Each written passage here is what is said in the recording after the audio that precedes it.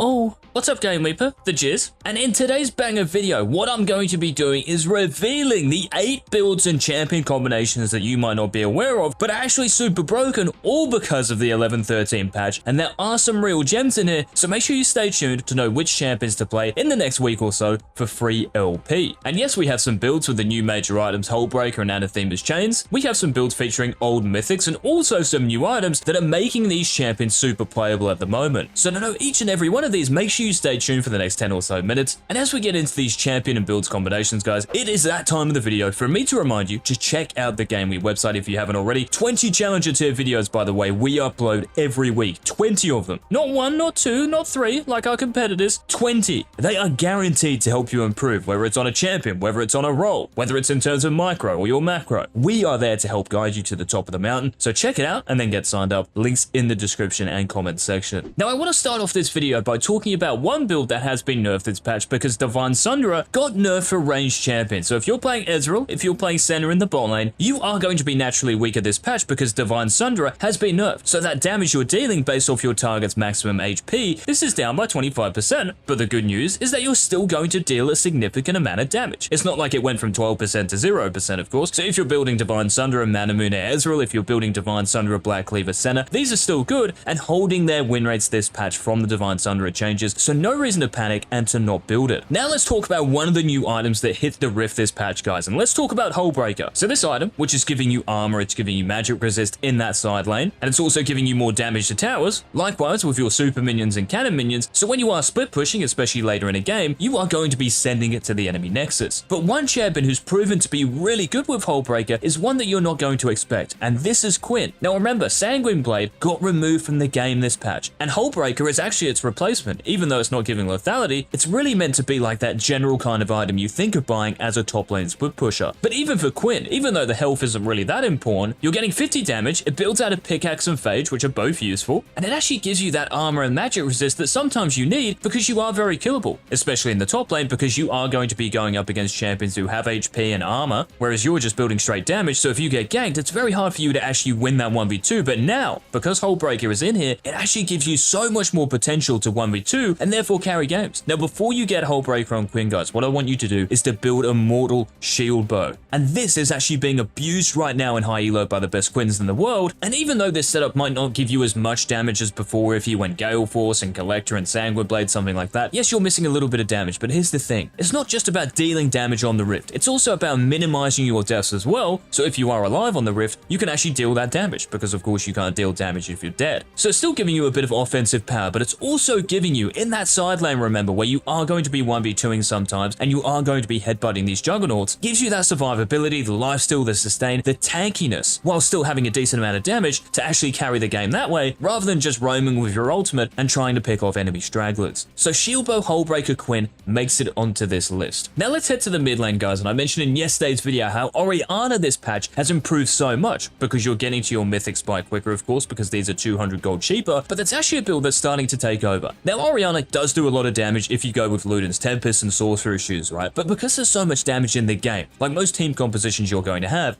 damage in the top lane, the jungle, the ADC, maybe even support will do more damage than you. So for Orianna, what you really become is like a utility mid laner, whose role, and it's like in pro play, is to protect champions like Udyr with your ball. Maybe you have a Kha'Zix in the jungle, maybe you have a Camille in the top lane, maybe you have an ADC next to you. Actually getting more of your cooldowns off is actually more important than the power of the cooldown itself. So instead of activating yourself in the game, I mean, you will still activate yourself, you're still going to do damage, of course, but what you're really doing is empowering your teammates as much as possible and putting a lot of pressure on the enemy team, and the way to do it is to go with Lucidity Boots and Liandry's Anguish as your first 2 items. Now, Liandry's Anguish is great, of course, into tankier compositions because of the passive, the burn, but it's also great because of the ability haste, and this is why we get Lucidity Boots on top of it, because it just amplifies that cooldown reduction. So this means you're getting more Qs off, you're getting more dissonances off, you're getting more protects off to help your teammates and empower them, and you're also getting more ultimates off, and this will also be relevant for the late laning phase. So you can still go Luden's Tempest, of course, it's better because it's cheaper, but I'm telling you guys, if you play Orianna in the mid lane, consider going Liandry's Anguish and Lucidity Boots and focusing more on the number of cooldowns you throw out rather than the actual strength of them, because most of the time you're not going to need damage because there's so much in the game already. Now I want to stay in the mid lane for the next item and champion combination, guys, and this is going to blow you away as well. Now this one is for Ryze, and if any of you have been paying attention to the channel, channel and league, you will know that Rise has been buffed recently, and it's actually better this patch because yes, the Mana Mage mythics are cheaper, but there's actually another item you can build that is making Rise an even bigger force in that mid lane. Now this involves Riftmaker, and what you're really signing up for when you build Riftmaker on Rise is you're becoming an AP drain tank, if you will. The sustain you get with Riftmaker, of course, because of the Omnivamp, copied with Ravenous Hunter and Taste of Blood in your runes, and you can also couple this with Conqueror, by the way. The damage you get because of Riftmaker's passive, the mana you get once you have Seras, which is important to build after Riftmaker. So what it really does is it just gives you more power. Now yes, Everfrost is going to be good in pretty much every game because it does bring so much utility. You can peel yourself, you can set up kills, and Luden's Tempest is also good when you're ahead because of the magic penetration passive. But Rise, being a battle mage, loves extended fights, and this is where Riftmaker really comes in. Now this kind of side of Riftmaker did get nerfed recently, but the fact you're getting to that 9% number quicker now means that these extended fights are actually even better, which is where Rise really shines. So I'm telling you, give this a try in your games, guys, Riftmaker Rise, and you will see the light. Now if you've tried any of these builds and champion combinations so far in 11-13, guys, I want you to like the video, and I also want you to like the video if you're enjoying our 11-13 updates. And the next champion and item combination I want to talk about is Nocturne, of course. Now I mentioned this yesterday, Nocturne at the moment is probably the most broken champion in the game, and why is that? Well, that's because of the new Stride Breaker, of course. No longer has a dash, but it does have a 90% slow. Like, dear me, what on earth was Mark Yetta thinking here? 90%. So this means when you paranoia the map and you ult onto someone and you get those big claws out of yours, they cannot escape. They are not going to get out of range of your fear. You're going to fear them, chop them to death, GG. So if you're playing Nocturne in the mid lane, if you're playing in the top lane, if you're still playing him in the jungle, all good, all viable, keep going Stride Breaker and you're going to win more games than ever. Now for the next champion and item combination, guys, I want to talk about the second major item that got introduced this patch, and this is Anathema's Chains, which hasn't really been built all that much because it doesn't work on most champions, and for the most part there are just better item routes to go for. But for one champion in particular in the top lane, Anathema's Chains followed by Lucidity Boots is actually pretty nuts, and this is Skarner. Now you might be like, why on earth would I build Anathema's Chains and Lucidity Boots on Skarner? Well, I'm about to tell you. First of all, ability haste is the obvious reason because ability haste on Skarner is so good. Having more cooldowns means you're getting more damage off, of course. It also means you're getting more stuns off, and it's actually useful for top lane Skarner as well because your W. Getting more shields off and that movement speed is so crucial to surviving and making plays in the top lane, so ability haste is a big tick in the box. Also, the HP it's giving you. For just 2,500 gold, all of this is for, by the way. So 650 HP, second most in the game after Warmoth, by the way, so you're harder to take down. But this is where it really comes into effect, guys, the actual active and passive attached to the chains. So when you choose a nemesis on the enemy team, so you just click on that enemy champion with Anathema's Chains, and that selected champion, they're going to deal less damage to you, but when they are doing damage to you, this is actually going to stack, and this stacks up to 30% over a minute. Now, when that champion has done enough damage to you that they're at max stacks, that targeted champion is going to have 20% reduced tenacity while near you. And this is so ridiculously good for Skarner because of your stun in your E and your ultimate, which roots the enemy champion, meaning that these are going to last longer. And again, because in extended fights where you really shine with your low cooldowns, because you're going to be getting multiple stuns off in your Crystal Venom, it's like the enemy champion is perma-stun. With a Divine Sunderer as well on top of this, you know, just knowing how broken Divine Sunderer is, this build makes Skarner super annoying to play against, and certainly the scariest Scorpion that I've ever seen. Now, this next build I want to talk about, guys, this has been known before, you know, players do build this item on it, and this is for a mid laner who has been affected by the Prowler's Claw nerf, more than the other champions anyway. So for Zed and Kiana, you still have Duskblade, you can still even build Prowler's Claw and be effective, but for Talon, nerf to Prowler's Claw is giving you less opportunity to kill your opponent in the mid lane, so what lots of Talon players are doing now is going back to Gore Drinker. Now, this isn't as strong as it used to be, of course, but it has been given some life recently because of the buffs to Gore Drinker, so Gore Drinker Talon is back on the mid lane. Now, it's so great, of course, because the whip, the active in it, gives you that wave clear you desperately need. Ever since the Tiamat nerf, really, it's like you've been lacking wave clear. Well, this gives you some of that back, and when you build Lucidity Boots and Black Cleaver, what you're really about is cooldown, and funnily enough, you'll still have the damage to actually kill enemy squishies because no one is really going to build armor if they're an ADC, maybe even a mid laner now. Even Seeker's Arm Guard at the moment isn't that great, so while everyone else in a game is still killable, you're actually harder to kill because you're tankier, of course, and you have that sustain, and you have wave clear, so it's even easier to roam around the map and impact it. So Gore Drinker Talon has made a bit of a revival in 11-13. Now, the last build and champion combination we have to talk about, guys, in this video is one in the bot lane, and for you supports out there, in fact, for everyone listening, this is crazy. Listen to this. So if you're playing Rel, lots of people go Locket of the Iron Solari first, okay, because it's a mythic item, it's very useful, but I've got a better idea. I want you guys to start building Zhonya's Hourglass, yes, you heard me correctly, as your first major item. And no, I have not been on the goon, this is a sober jizz talking. Now, why on earth would you buy Zhonya's first on Rel? Well, it's quite simple. You have magic damage and AP ratios throughout your kit, so you're going to hit harder, and if you have played against Rel, the burst damage is actually really high. It's kind of typical for these hard engaged supports like Alistar, Rel, Thresh even. The burst damage is there, so this amplifies that. And as it's giving you armor, which you kind of need for the bot lane because you're against attack damage carries, this makes you harder to kill. And of course the active, this is where it's so useful because